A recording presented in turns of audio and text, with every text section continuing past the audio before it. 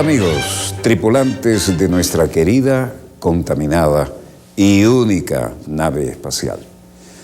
No tenemos otra, hay que cuidarla y eso hay que repetirlo hasta el cansancio. Le estamos haciendo bastante malos servicios, sobre todo en el ámbito de la contaminación atmosférica. Hay que tener mucho cuidado con eso y tomar conciencia y actuar en consecuencia. Bueno, desde el estudio 3 de Venezolana de Televisión, el canal decano de la información vía satélite en todo el hemisferio occidental, comienza aquí Dossier, el programa decano de la información internacional en todo el hemisferio. Y respecto de la situación internacional, hoy vamos a tener no solo un planteo de la muy fluida situación del energúmeno de la Casa Blanca, él se la buscó, y también una importantísima entrevista, y ya verán por qué hago esa categorización. Bueno, el señor Trump sigue en las suyas, pateando la cristalería, y desde luego él pretendería que va a seguir allí ejerciendo a su estilo tan peculiar, por decirlo suavemente, millonario que quería, lo único que le faltaba era ser presidente. Bueno, se buscan los asesores, se logra hacer la campaña, monta aquel verso y ahora la realidad es contundente y lo arrolla. Veamos los acontecimientos en pleno desarrollo, señor director, y comenzamos con la situación planteada en la gente que le va pisando los talones. Ayer, 5 de febrero, el Senado de Estados Unidos suspendió la sesión del impeachment contra Trump luego de la absolución de Trump de los dos cargos que le imputó la Cámara de Representantes.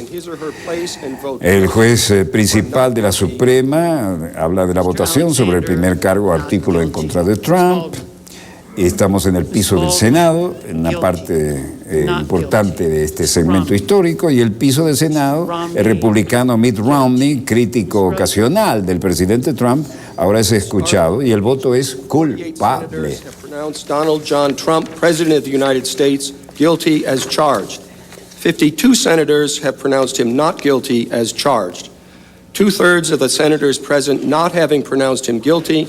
The Senate adjudges that the respondent, Donald John... Bueno, aquí están dando el resultado oficial de la votación.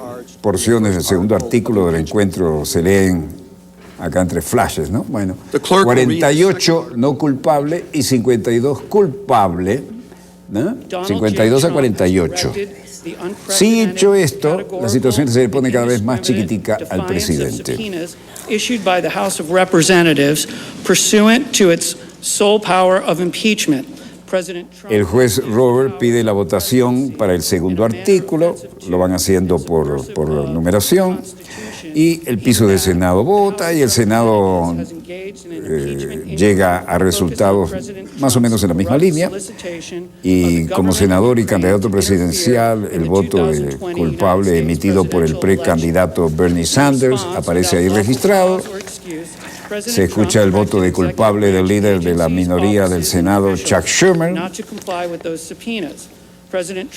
Robert Lee, veredicto de no culpable para el segundo artículo. Y el Senado, con el voto para el segundo artículo, se va votando artículo por artículo, mostrando culpable 47, no culpable 53, como habíamos dicho. Y el juez Robert declara que el presidente Trump es absuelto de los dos cargos. Or sought to obstruct and impede so comprehensively the ability of the House of Representatives to investigate high crimes and misdemeanors. This abuse of office... En suma, el presidente Donald Trump fue absuelto por el juicio de destitución en el Senado de los Estados Unidos, salvado por otros republicanos que se unieron para protegerlo 9 meses antes de despedirle a los votantes de una América profundamente dividida que le den un segundo mandato en la Casa Blanca. El empresario convertido en político de 73 años sobrevivió solo al tercer juicio, el juicio político presidencial en la historia de Estados Unidos, al igual que otros de los presidentes acusados en el turbulento capítulo más oscuro de su presidencia. Trump ahora se sumerge en una temporada electoral que promete polarizar aún más el país. Trump fue absuelto en gran medida siguiendo las líneas del partido de los artículos de juicio político aprobados por la Cámara de Representantes, liderada por demócratas, Y esto fue 18 de diciembre con los votos. Not guilty. Mr. Not Coons. guilty. Inocente. Guilty. Mr. Roberts. Voto, ¿eh? Not guilty. Mr. Romney. Not guilty. Not guilty. Ms. Rosen. Not guilty. Mr. Sanders. Guilty. Mr. Sass. Not guilty. Mr. Schatz. Guilty. Mr. Schumer. Guilty. Mr. Scott of Florida. On this article of impeachment, 47 senators have Bueno, el Senado votó 53 a 47 para absolverlo de la obstrucción del Congreso al bloquear testigos y documentos solicitados por la Cámara. Una condena por cualquier cargo habría elevado al vicepresidente Mike Pence, otro republicano, a la presidencia. Romney se unió al resto de los senadores republicanos en la votación para absolver el cargo de obstrucción. Ningún demócrata votó para absolver. The presiding officer directs judgment to be entered in accordance with the judgment of the Senate. Una vez más, 47 culpables, 53 no culpables. Upon two articles of impeachment exhibited against him by the House of Representatives, and 2/3 of the senators present not having found him guilty of the charges contained therein, it is therefore ordered and adjudged that the said Donald John Trump be... Presidente Donald Trump fue absuelto en su juicio por destitución en el Senado de Estados Unidos, salvado por otros republicanos que se unieron para protegerlo 9 meses antes de pedirle a los votantes en una América profundamente dividida, como dijimos, que le den un segundo mandato en la Casa Blanca. Without objection, the motion is agreed to. The Senate, sitting as a court of impeachment, stands adjourned, sine die.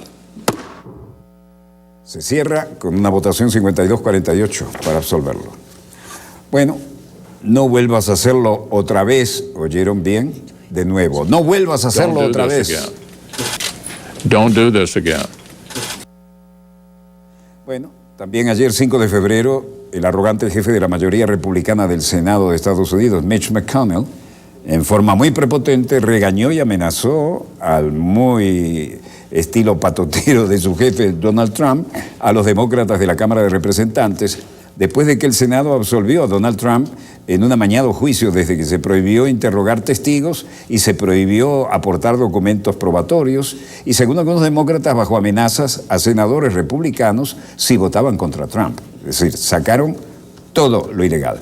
Los votos para condenar a Trump no alcanzaron la mayoría de 2/3 requerida en el Senado de 100 escaños para removerlo del cargo. Trump sobrevivió al juicio político presidencial y es el tercer juicio político o impeachment en la historia de Estados Unidos. Los otros 2 presidentes acusados en el turbulento capítulo más oscuro de su presidencia fueron Richard Nixon y Bill Clinton. El presidente del Tribunal Supremo, jefe del Congreso John Roberts, sale del Senado y el líder de la minoría demócrata del Senado, Chuck Schumer, llega a la rueda de prensa.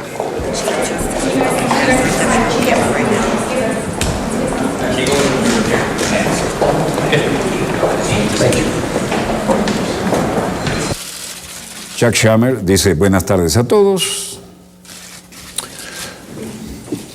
Good afternoon, everybody. Esta claramente no es un día feliz para la nación o el Senado. El Senado dio la espalda a la verdad, a un juicio justo, a hacer lo que los padres fundadores hubieran querido que hiciéramos. Pero los demócratas caminaron, salimos de la Cámara del Senado con la cabeza en alto, porque buscamos la verdad, hicimos todo lo posible para obtener la verdad. El pueblo estadounidense así lo cree y sabía que estaríamos luchando por la verdad. The American people believed that and knew we were fighting for the truth and know it to this day. Truth. La verdad es un asterisco gigante al lado de la absolución del presidente. El asterisco dice que fue absuelto sin hechos, fue absuelto sin juicio, y justo eso significa que su absolución no tiene prácticamente ningún valor. That his acquittal is virtually valueless. Continúa Schumer diciendo. First, I do want to salute Mitt Romney. Primero quiero saludar a Mitt Romney. La presión sobre todos los republicanos fue enorme. Todos los republicanos saben que este presidente es vengativo, cruel y a veces no quieren oponerse a él. And they don't want to oppose him. There are a whole lot of Republicans, I believe, who knew we were right, but said, I don't want the bother of being attacked relentlessly. Hay un gran número de republicanos, lo creo, que saben que nosotros estamos en lo correcto y dicen, no quiero sufrir ser atacado implacablemente por Trump y la extrema derecha. Too many impeachments, too few impeachments. The standard should not be how many or what. Miren, esta idea, tenemos demasiadas destituciones, muy pocos o no. Los estándares no deberían ser cuánto que es políticamente correcto o incorrecto. El estándar debería ser, ¿el presidente cometió altos delitos y faltas? Creo que es concluyente que el presidente lo hizo. Y el presidente lo hace en 3 meses, deberían acusarlo nuevamente. Y si el próximo presidente lo hace, deberían acusarlo a él o a ella también, sea quien sea. Bueno, el abogado personal de Trump, Jay Sekulow, dice: no tengo ninguna reacción al respecto en referencia al voto de Mitt Romney. Mi reacción es que ganó el presidente, ganó la oficina del presidente, ganó la Constitución y eso es lo significativo. El proceso se siguió, se completó y ahora lo dejamos atrás. En primer lugar, he hecho 2 juramentos desde que fui senador. Un juramento ha sido proteger y defender la Constitución. Senador demócrata Joe Manchin. Y el segundo juramento fue un juicio imparcial y juré a Dios que hiciera eso. Y creo que espero hacerlo y haberlo hecho bien. Siempre he dicho que se puede ir a casa y explicarlo, puedo votarlo. Si no puedo explicarlo sobre la evidencia presentada bajo juramento de la evidencia, no fue dada bajo juramento por los testimonios de los testigos que pudieron asegurar y los documentos que vimos. Y el sentido común me dijo después de la transición que una llamada telefónica desde la persona más poderosa del mundo hasta el líder más inexperto de un país que enfrenta una agresión rusa sería muy intimidante. Y eso no es lo que somos. No nos dejamos intimidar. Bueno, el Senado votó 52-48 para absolver a Trump del abuso del poder derivado de su solicitud de que Ucrania investigue al rival político Joe Biden, un candidato para la nominación demócrata, y el senador republicano Mitt Romney se unió a los demócratas en la votación para condenar. Ningún demócrata votó. Bueno, también ayer hubo manifestaciones contra el Senado y Trump. Los que protestaban criticaban la absolución de Trump por parte del Senado en los 2 cargos que se le imputaron en el impeachment. Y miren a dónde fueron a protestar, ¿no? En el corazón político de Washington.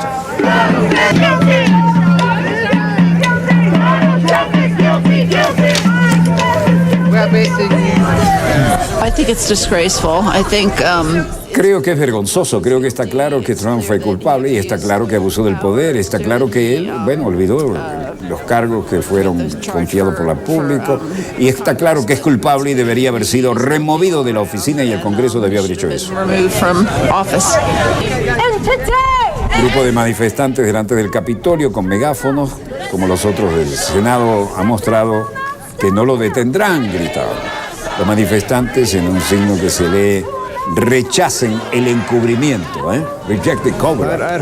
Ken Jones dice, tenía la esperanza de que un par de republicanos que no fueran como los otros hubieran reaccionado y visto la luz y hubieran hecho la forma en que estaban hablando. Algunos de ellos realmente hablaron sobre cómo era culpable el presidente, pero aún así no lo aceptaron. Y esto es otra angustia.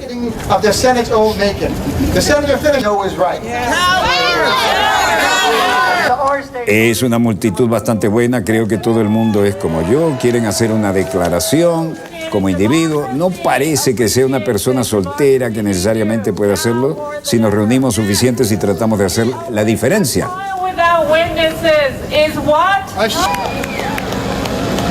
Manifestantes con signos, campartas, lecturas, hicieron una vigilia allí. I think everybody is like me. You want to make a statement as an individual. It doesn't seem like as a Bueno, single si person. como individuo quieres hacer una declaración, necesariamente puedes hacerlo, pero si nos reunimos suficientes y tratamos de hacer la diferencia, lo lograremos. Protesta ante la del estado de Massachusetts y el plan de manifestantes con signos de una lectura, gracias Mitch, en referencia hacia el senador republicano Mitt Romney, que votó a favor de condenar a Trump en el primer cargo. Bueno, varias tomas aéreas de los transportes reunidos en Boston en esta movilización popular. Pequeño número de manifestantes se reunieron en las principales ciudades de Estados Unidos luego de la absolución del Senado al presidente. Nancy Pelosi, presidenta de la Cámara de Representantes, dice que reza mucho por Trump porque está fuera de rumbo, dijo textualmente. Algunos traducen fuera de la pista. Pelosi dijo una vez más que reza por Trump solo unas horas después de que Trump dijo en un desayuno de oración anual que no le gusta a la gente que dice rezo por ti cuando saben que no es así. Parecería una indirecta y un ping-pong. Nancy Pelosi hablando sobre el Estado. Y dijo, no sé si el presidente entiende sobre la oración o las personas que rezan, pero nosotros rezamos. Rezamos por Estados Unidos de América, rezo por él, por el presidente Bush, por el presidente Obama. Qué comparaciones, ¿no? Porque es una gran responsabilidad. Y rezo mucho por él porque está muy alejado de nuestra Constitución, de nuestros valores, de nuestro país. El aire que respiran nuestros hijos, el agua que beben y el resto, realmente necesitan nuestras oraciones. Para que puedan decir lo que quieran, puedo decir lo que quiera, pero rezo por él y lo hago sinceramente y sin angustia, así como rezo por todos los demás. Y pensé, lo que dijo sobre el senador Romney fue particularmente sin clase. ¿Qué dijo?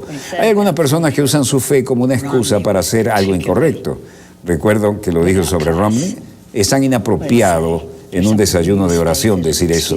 Quiere decir un desayuno de oración, oración en la escuela, cupones, el derecho de una mujer a elegir todas las cosas para la audiencia correcta, Dios te bendiga.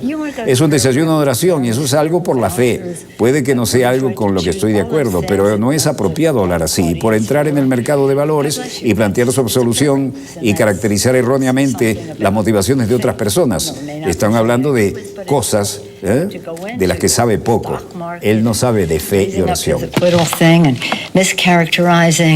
Other people's motivation. He's talking about things that he knows little about, faith and prayer.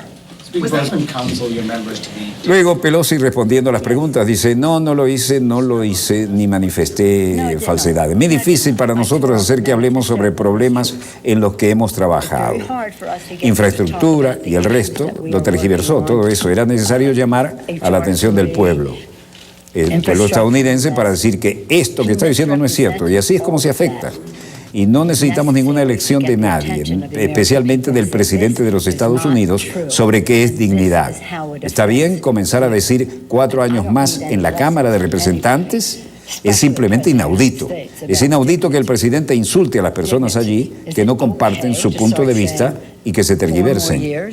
Presente falsedades. Algunos usarían la palabra mentira. No me gusta usar el mentira, pero eso es lo que está diciendo. Así que no creo que fue completamente apropiado y tenemos en cuenta algunas exuberancias dentro de mí y quiero ser cortés en lo que debo decir, ¿no?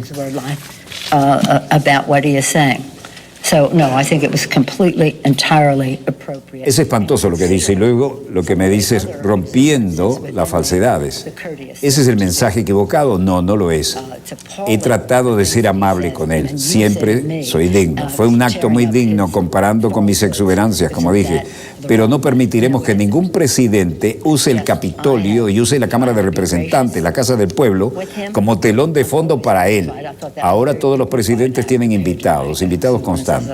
Ese no era un Estado de la Unión, ese era un Estado mental. Queríamos un Estado de la Unión donde todos vamos y el resto, no solo déjenme mostrarles cuántos invitados pueden otorgar una medalla de honor, háganlo en su propia oficina. No venimos a su oficina a hacer congresos. ¿Por qué hacen esto aquí? Francamente, cuando comenzó a hablar sobre alguien con cáncer en la etapa 4, pensé que estaba hablando, no sé en qué etapa se encuentra el cáncer de John Lewis, pero cuando comenzó a hablar sobre alguien con cáncer, pensamos que iba a hablar de John Lewis, un héroe de nuestro país. Vamos. ¿Qué pretende este presidente?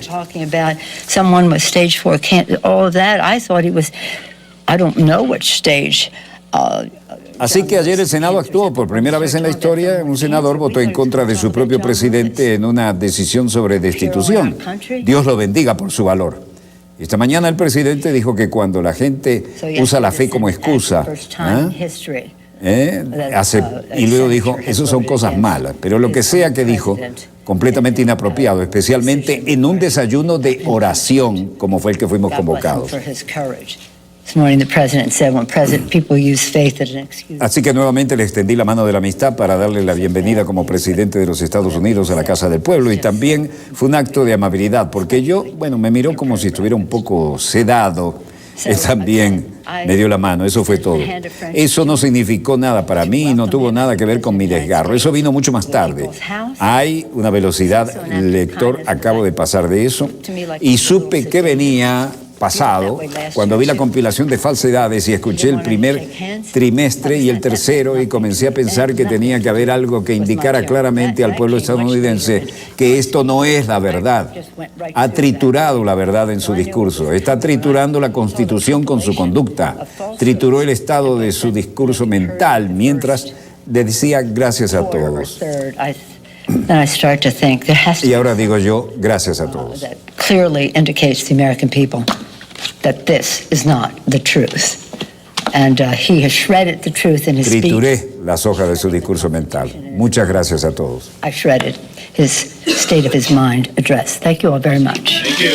Thank you. Bueno, los comentarios de Pelosi se producen 2 días después de que el discurso del Estado de la Unión dio tanto que hablar.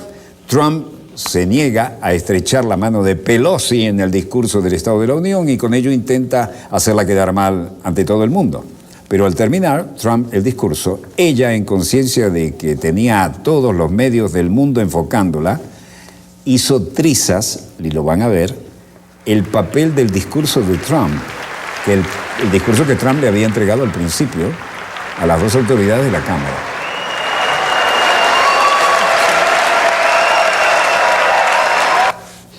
The best is yet to come. Thank you. God bless you. Él termina diciendo, lo mejor está por venir. Y miren lo que hace ella con su discurso.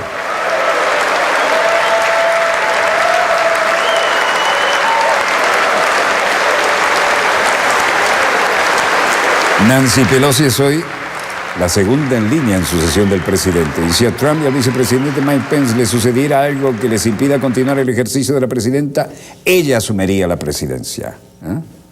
Y aquí, varias de Trump entregando copias de su discurso. Vean los colores. Hay una exageración del rojo por allí. Y esto tal vez marque un poco la temperatura de los ánimos en lo que estamos viendo, porque la cosa está más que caliente y hay mucha cosa que se está haciendo con silenciador. Trump se negó a estrechar la mano de la dama. Pero no vayan a tenerle fe, pero ni un poquitico, ni crean en esa jefa de la Cámara de Representantes, la demócrata Nancy Pelosi, dijo. Menos aún crean en el resto de los demócratas, y siguió atacando. La totalidad de estos, también todos los republicanos, están muy unidos. ¿Saben contra quién? Contra Venezuela. Aquí no hay nadie que nos merezca respeto o admiración. Así lo expresó hace un año nuestro representante en la ONU, el diplomático doctor Samuel Moncada. Venezuela no hizo sino servir a Estados Unidos, proveedor seguro sin fallas de petróleo, casi regalado por más de 100 años, y le ayudó a ganar sus guerras también con eso. Washington, Nueva York y otras grandes ciudades de Estados Unidos están asfaltadas con material petrolero venezolano, y especialmente en todas sus guerras modernas fuimos la fuente imprescindible de energía para la maquinaria bélica de Estados Unidos. ¿Por qué demócratas y republicanos se masacraron entre sí, pero cuando se trata de Venezuela son los mejores amigos? Es una buena interrogante. Es porque ambos tienen la meta común de arrebatarle a Venezuela su gigantesca riqueza petrolera, la mayor del mundo y que está apenas a 4 días de navegación, una de las mayores reservas de gas del mundo, nuestras minas de oro, de la cual tenemos la mina más grande, una de las más grandes del mundo, los diamantes que tenemos certificados por la Kimberly, y los minerales estratégicos, el torio, el coltán, el vanadio, el resto de las llamadas tierras raras, el cobre, el hierro, una de las mayores reservas de agua dulce del mundo, y la valiosa biodiversidad, ya más grande y altamente estratégica fachada del Caribe. Ni ella, ni Trump, ni el resto de los miembros estadounidenses de los partidos demócratas y republicanos dejan de ser imperialistas y de pretender el robo de las riquezas de empresas y de recursos del resto de los países. Trump invitó al autoproclamado Juan Guaidó al discurso del Estado de la Unión. Respaldamos las esperanzas de cubanos, nicaragüenses y venezolanos para restablecer la democracia. Estados Unidos está encabezando una coalición diplomática de 59 naciones contra el dictador socialista de Venezuela, Nicolás Maduro. De ahí a Trump, el cara de yo no fui, demuestran esto actitudes que cambian rápidamente, ¿no? Maduro es un gobernante ilegítimo, un tirano que martiriza a su pueblo, pero la tiranía de Maduro va a ser destruida. Aquí esta noche se encuentra un hombre muy valiente que lleva con él las esperanzas, sueños y aspiraciones de todos los venezolanos. Nos acompaña en la galería el verdadero y legítimo presidente de Venezuela, Juan Guaidó. Señor presidente, por favor, lleve este mensaje a su patria. Podemos ver a Nancy Pelosi aplaudiendo a Donald Trump cuando este hace referencia a su fantasía de que Guaidó es presidente de algún país, y luego de esto Pelosi le rompió el discurso al propio presidente.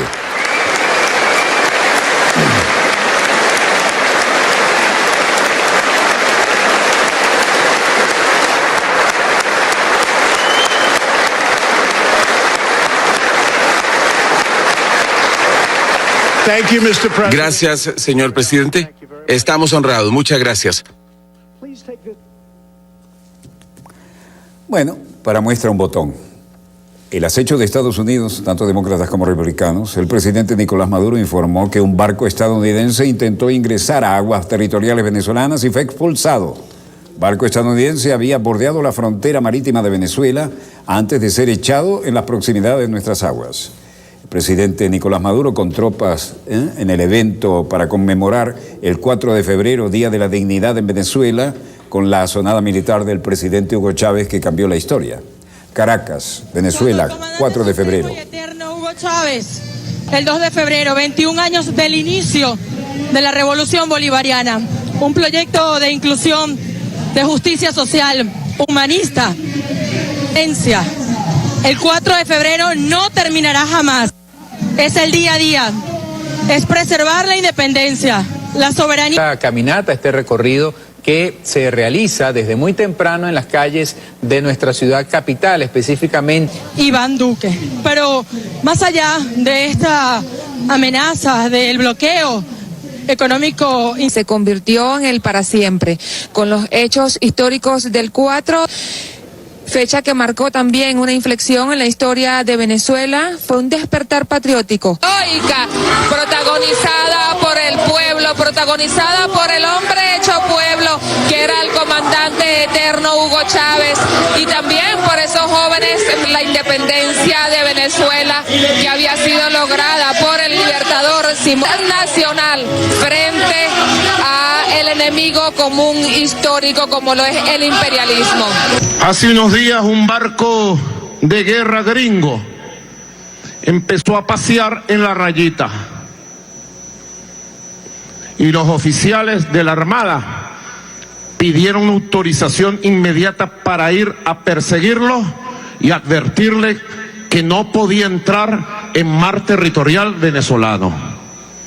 Y yo, a través del comandante estratégico operacional, di la orden de tomar todas las medidas para ejercer nuestra soberanía marítima. Así se hizo y el barco se fue, mira.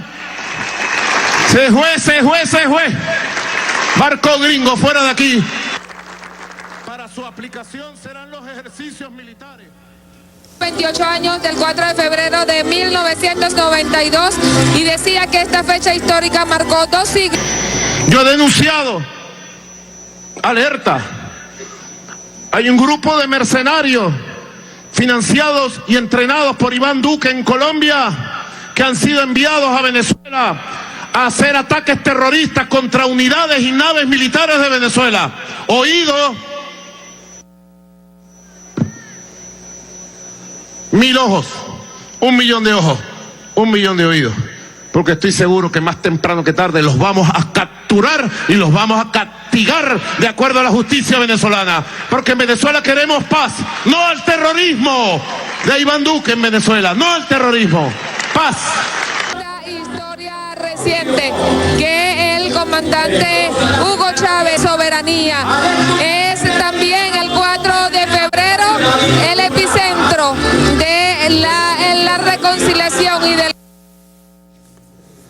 Bueno, miércoles 5 de febrero, ministro de Relaciones Exteriores de Venezuela, Jorge Alberto Arreaza Montserrat, criticó la arrogancia y charlatanería del presidente Donald Trump con motivo del discurso del Estado de la Unión que Trump dirigió al Congreso de Estados Unidos y calificó su retórica como intervencionista, guerrerista, supremacista e irrespetuosa.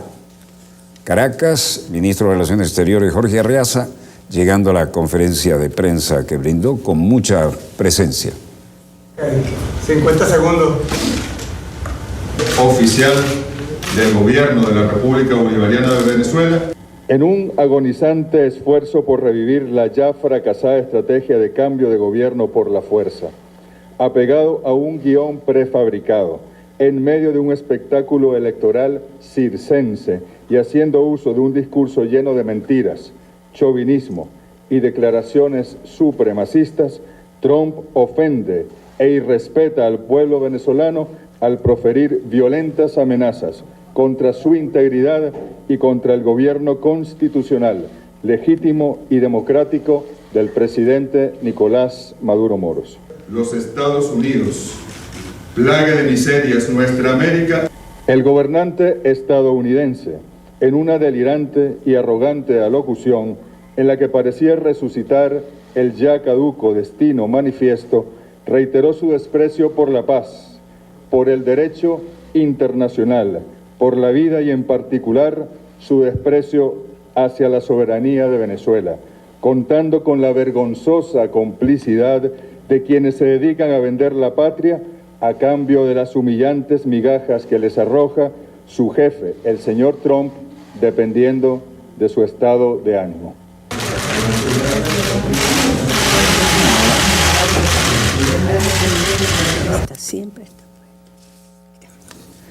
Bueno, hablamos del doctor Reinaldo Bolívar, director fundador del Centro de Saberes Africanos, Americanos y Caribeños, doctor honoris causa de la Universidad Nacional Experimental Rómulo Gallegos, doctor honoris causa de la Universidad Nacional de la República de Congo, magíster en Economía Internacional, especialista en Relaciones Internacionales Contemporáneas, internacionalista, medalla de oro de la Universidad Nacional de Guinea Ecuatorial, profesor asociado de la Universidad Central de Venezuela, escritor con 10 libros publicados en temas internacionales de historia y literatura, conductor de programas en medios de comunicación, y aquí lo tenemos, y nos hablará de Venezuela, los 15 años de la Agenda África, Plan Estratégico de Política Exterior con África de la República Bolivariana de Venezuela, tal vez plan de acción más exitoso de acercamiento y celeridad, operatividad en política internacional que haya implementado jamás Venezuela. Bueno, más que bienvenido, querido amigo, y un gusto y un honor tenerte nuevamente por acá. Gracias, Walter. Asiento, por favor, y todo el tiempo es tuyo porque toda la experiencia que tienes, que no es transferible, pero los conocimientos sí nos hacen decir, yo hago mutis y dinos la realidad en que estamos planteados de acuerdo a tu intensísima agenda. Sí, bueno, gracias por la invitación. Justamente este año se cumplen, como bien decías tú allí en la introducción, 15 años de la Agenda África.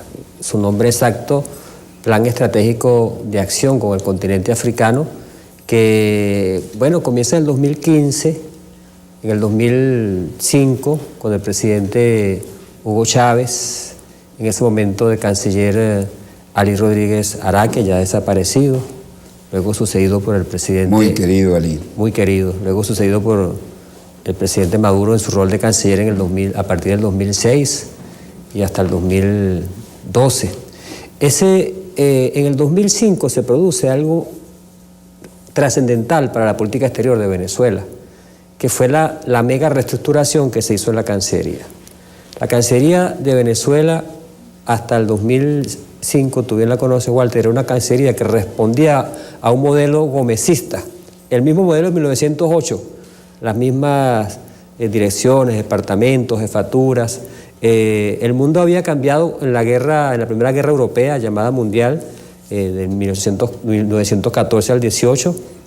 Aparecieron nuevos países, nuevos estados-naciones, y Venezuela permaneció igual en su política exterior, como se atendiera a Europa, a Estados Unidos, principalmente a las grandes potencias. Y el mapa de Europa había cambiado después de la También guerra. había cambiado el mapa de Europa, pero el mapa de África y de Asia cambia luego en la Segunda Guerra Europea, la Segunda Guerra Mundial, cuando viene el proceso de descolonización de África gracias a los movimientos panafricanistas, a los movimientos de independencia, y aparecen entre el año 57 con la independencia de Ghana y hasta el año 93 con la independencia de Namibia, aparecen un total de 48 países, y Venezuela seguía comportándose casi tan igual a como en 1908. Venezuela fue miembro del grupo de los 24, el grupo de descolonización, y en el gobierno que va sobre todo desde Caldera 1 hasta Caldera 2, se reconocen algunos países africanos.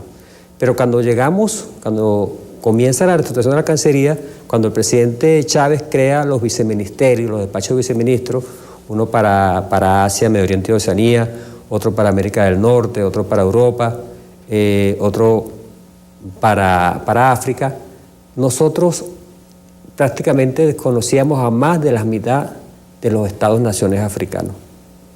Podríamos hablar de algunos asiáticos, pero nos correspondía a nosotros, que nos llamaron para integrar la comisión reestructuradora y luego para ser viceministros, nos correspondió el caso africano. Y nos conseguimos con un estado realmente que reflejaba la discriminación a la cual había sometido África y la afrodescendencia como tal. Un país que solo tenía 8 embajadas, casi desoladas, porque África era vista como un sitio para que los diplomáticos fuesen castigados. Yo recuerdo cuando se me encomendó la misión de llevar nuevos embajadores, yo hablaba con algunos amigos míos y les decía, mira, profesor, licenciado, doctor, para que nos acompañe con una embajada en África. Algunos me decían, pero no hay en Europa, no hay en otra parte. Entonces, había un miedo.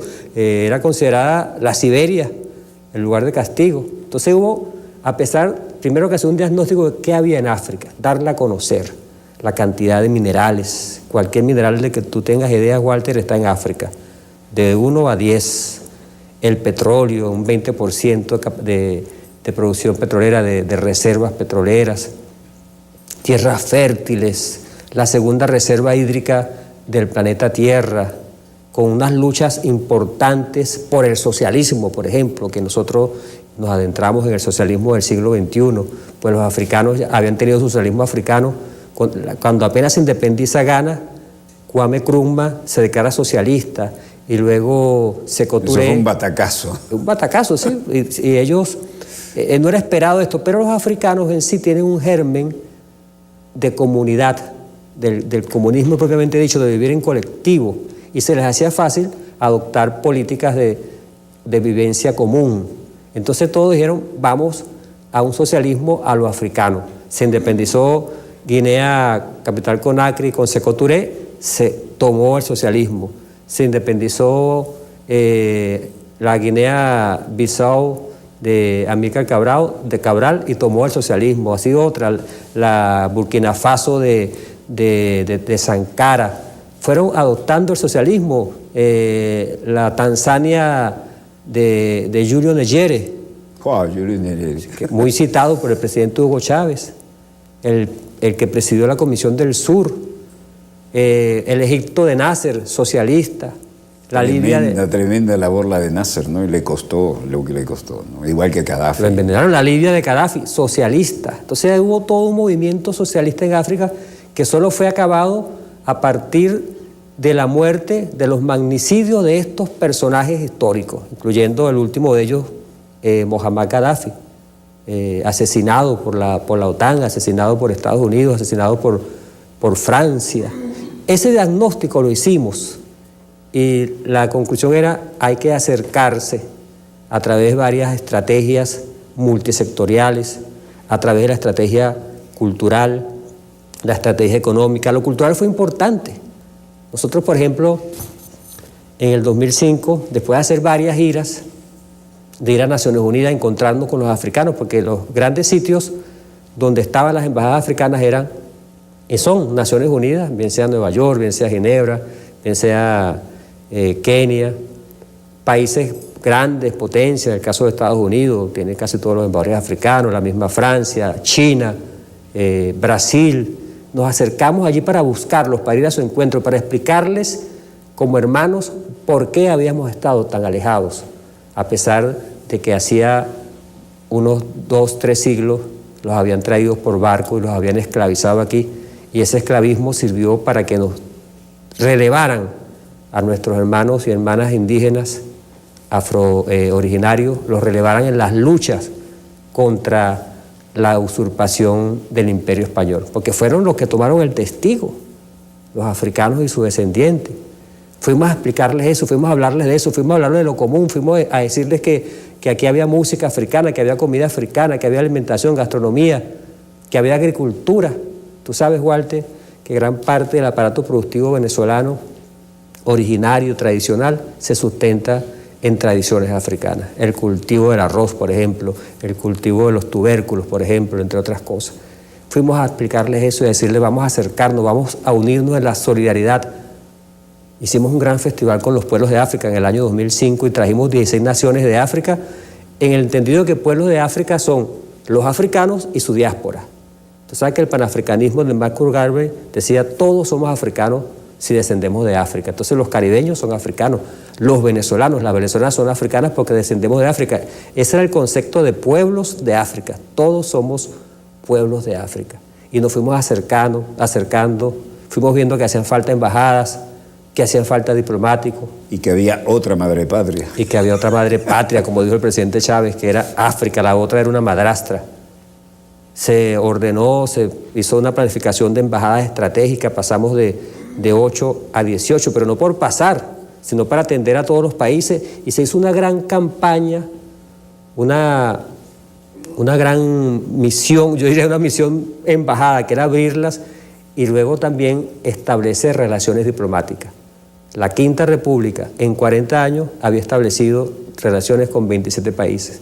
Nosotros en solo 3 años lo hicimos con los otros 27 países.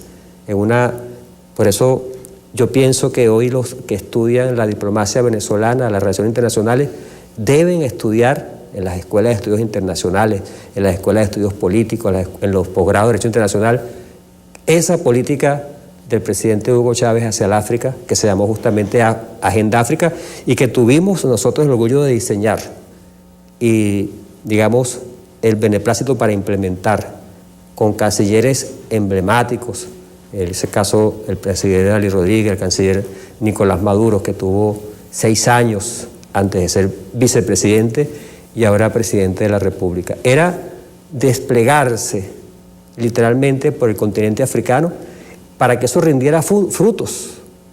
Esto se apuntaló. Hay 2 eventos importantísimos en la vida del presidente Hugo Chávez con África, que son eventos con el sur, porque cuando hablamos de África, Walter, no estamos hablando solo de ese continente, estamos hablando del corazón de las relaciones sur-sur, del corazón del grupo de los no alineados, del corazón del grupo de los 77, del corazón de la conferencia de la Cumbre América del Sur, países árabes, de la Cumbre América del Sur, países africanos. Estamos hablando de un continente que hoy en día ahora tiene 55 países, porque en el 2011 se independizó Sudán del Sur, que se desprendió de Sudán, un continente que significa el 70% de los temas que se tratan en Naciones Unidas y que significa un 30% de los votos en Naciones Unidas y en el sistema, porque el sistema no solamente es las Naciones Unidas, el sistema es la FAO, el sistema es el Consejo de Seguridad, es el Consejo de Derechos Humanos, es el ECOSOC, es el UNICEF, es UNESCO, donde gracias normalmente al apoyo del voto africano, nosotros hemos conquistado puestos claves en estos organismos. Venezuela incluso hoy que hay esta confrontación, tú presentabas allí el autoproclamado que estaba sentado en las graderías, al final por allá, ¿no? Dice alguno esperando un jonrón. Resulta que hay dos bloques importantes, o tres bloques importantes en el apoyo hacia Venezuela. Y ese bloque son los países del Caribe, los países árabes y los países africanos, de los cuales 10 de esos países pertenecen a la Liga de Estados Árabes. Se rompieron los esquemas de la vida viendo la norte-sur, ¿no? Y eso crees a partir del comandante Chávez, ¿no? Es a partir de Chávez. Y tú eres el responsable de la mayoría de esos gestiones. Nos tocó a nosotros. Tienes ese alto honor, estás en la historia. Sí, nos tocó a nosotros. Pero hay que seguir haciendo. Guariqueños, paisanos de Juan Germán Rocio Nieves, el primer canciller de la República. Somos de Guárico, de los tiznados, como era Rocio. Entonces nos tocó a nosotros, por la historia, por el llamado de Hugo Chávez, poder dar esa contribución a la República. Y a mí me llena de orgullo que uses el liqui-liqui. El liqui-liqui guariqueño, sí. Que por cierto, en la segunda cumbre América del Sudáfrica, te hablaba de esos hitos. Hay un primer hito, que es la 7ª cumbre de la Unión Africana, el 1 y 2 de julio, en Gambia, Banjul, Gambia. En el mapa africano, allí está la cabeza de África, allí está Banjul. El presidente Hugo Chávez fue allí, exclusivamente a hablarle a los jefes de Estado y de gobierno de África. Fue el primer presidente no africano que se dirigía a los países, a los jefes de gobierno africanos. O sea, ellos hacían su cumbre, pero el presidente Chávez fue invitado allí. Habló, lanzó lo que hemos llamado el discurso de los polos del sur. Allí nació la idea de Telesur, o la hizo públicamente, la idea ya la tenía, por supuesto, pero la lanzó. Telesur, Radio Sur, la Universidad de los Pueblos del Sur. Voy a citarlo a él. Telesur era la idea de Walter, y tener satélite propio para tener soberanía era la idea de Walter. Pues la lanzó allí, la hizo pública y dijo, hay que tener una televisora para vernos, no, para escucharnos y para vernos, una radio para escucharnos, un Banco del Sur. Yo hoy en clase como estudiante de estudios internacionales le decía que la banca internacional, la banca regional en nuestra América es muy débil. Es muy débil, no es una banca que atrae grandes depósitos ni que da grandes préstamos. Y el presidente Chávez tuvo la idea, dos grandes ideas. La del Banco del Sur, que lamentablemente por las circunstancias políticas en Brasil, en Argentina de aquel momento, luego en Ecuador, no cuajó. Iba a ser el gran banco de inversiones y de desarrollo de nuestra América. Y el otro banco, que pequeño pero va dando sus pasos, el Banco del ALBA, que es un ejemplo de banca internacional o de banca regional. El presidente Chávez lanzó allá en África la idea de un Banco del Sur para toda la África, para toda Asia, para toda nuestra América. Necesario, porque ¿dónde van nuestros capitales, nuestras reservas? A los bancos europeos, a los bancos japoneses, a los bancos estadounidenses y a otros bancos de grandes potencias. Por eso nos bloquean y nos congelan, nos sancionan y se quedan con nuestro dinero atrapado en esos bancos. Fíjate la idea revolucionaria y visionaria de Hugo Chávez. Luego, el presidente Chávez lanza una idea que ojalá la rescaten, que es la idea de la Universidad de los Pueblos del Sur. No es una universidad física, Chávez decía, los jóvenes, las jóvenes de África, de América, de Asia, necesitan acceder a la educación, que cada universidad de nuestros pueblos, cada universidad de nuestros países tenga cupos disponibles para ellos bajo la figura de la Universidad de los Pueblos del Sur.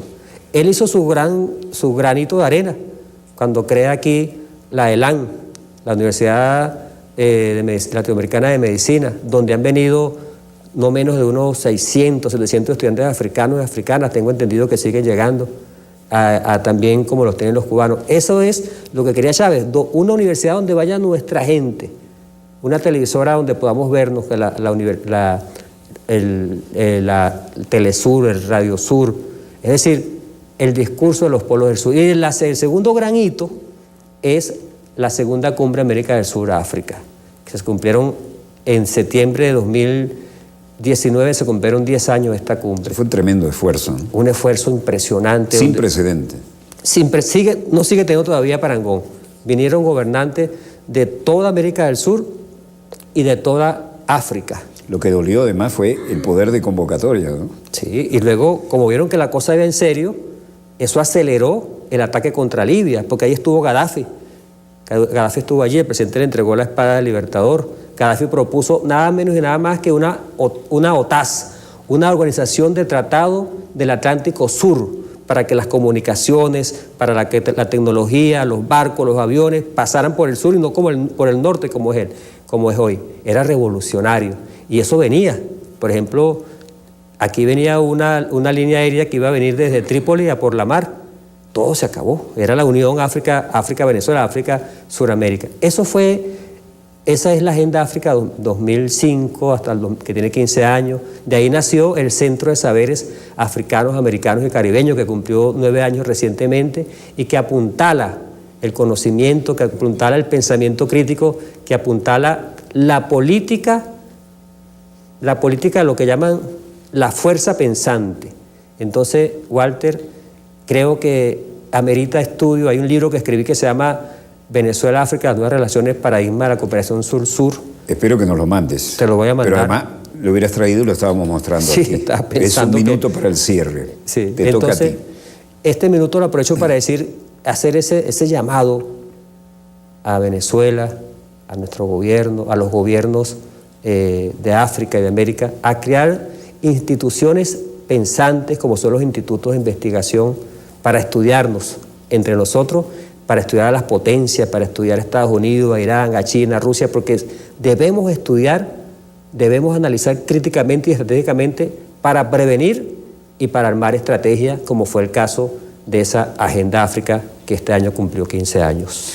Y hoy recuerdo con emoción cuando hablaste del coronel Gaddafi, que fue el primer líder africano que me invitó a su país y fue inolvidable la experiencia, ¿no? Después recorrí todo el Magreb, no pude hacer más, pero los que hemos pasado por ahí sabemos lo que ha costado cada gesto, ¿no? Bueno, yo quisiera comprometerte para programas futuros, como siempre has sido, eres un invitado permanente, y es nuestro deber servir de plataforma, primero porque honra, y segundo porque lo que ustedes están haciendo es un trabajo monumental y no aparece suficientemente reflejado en otros medios, ¿no? Así que te conmino a que vuelvas en cualquier oportunidad que tengas tiempo, y nuestro coordinador, que es un profesional de esos de cumplir con los tiempos, nos dice que se acabó. Gracias. El nuestro por ahora. Por ahora, como dijo el presidente Chávez. Sí, señor. Ese 4 de febrero. Sí, señor. De 1992. Y marcó la historia y lo cumplió. Donde quiera que se encuentren, gracias por permitirnos estar allí con ustedes. Desde el estudio 3 de Venezolana de Televisión, VTV, finaliza aquí Dossier, el programa decano en todo el hemisferio occidental de la información internacional vía satélite. Debo agradecer la producción de la doctora Alida Sanoja Maneiro, que siempre hace los contactos con los amigos que apreciamos y que tienen mucho que seguir aportando. Disponga usted de las cámaras, señor director.